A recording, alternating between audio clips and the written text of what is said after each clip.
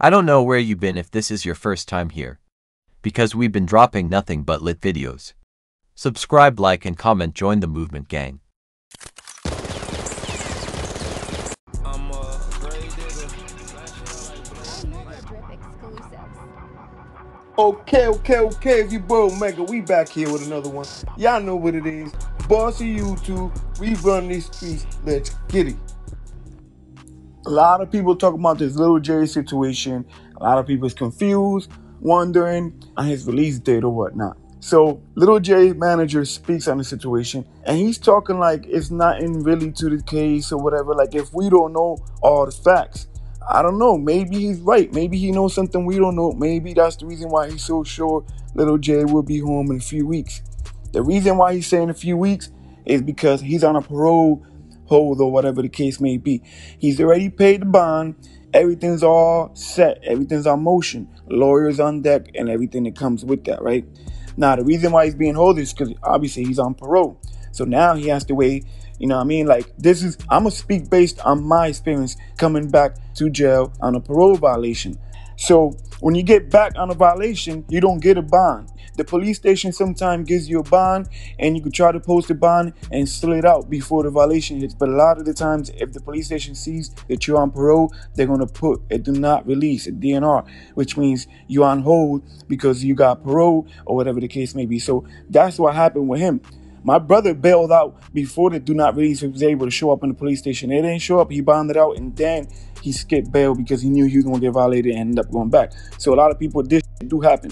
So anyways, when you get to the county, you sit there for a few days, you get shipped right back to the same jail you came from. 100% of the time, that's what they do. They send you right back to the same jail unless there's no space, and they send you to a different jail or whatever the case may be. But you will go to a prison, not a county jail.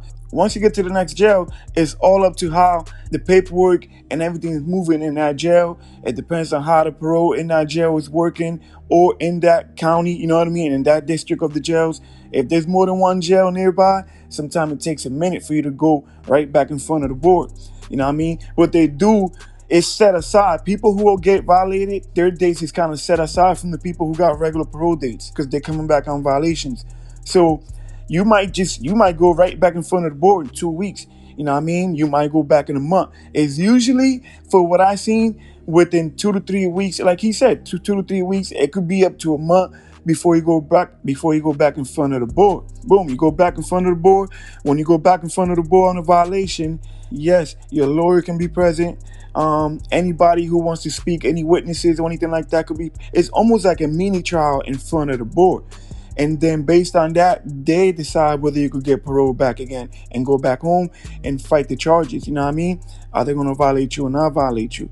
Now, I think he might have a good chance because like the manager is saying, there's something, you know what I'm saying, something stupid or whatever. So there's something we might not know. Maybe the gun was inside a car and he was standing next to the car and then found the gun in the, you know what I'm saying? Like, we don't know the details. So that's up to the board to look at and be like, okay, so he got arrested over some stupid shit. Let him take care of that. You know what I'm saying? Going in and out of court, he's going to show up to court, whatever the case may be. Maybe to put him on a bracelet, you know what I mean? On a monitor, unless he was already on one. I don't think he was. So this is how it goes. Boom. You go back in front of the board. They're going to see that your bond is paid. You're going to have managers coming to speak on your behalf, showing that you was working, that you got things scheduled, you know what I'm saying, to work on. You know, you get all those things coming up, witnesses, people to speak on.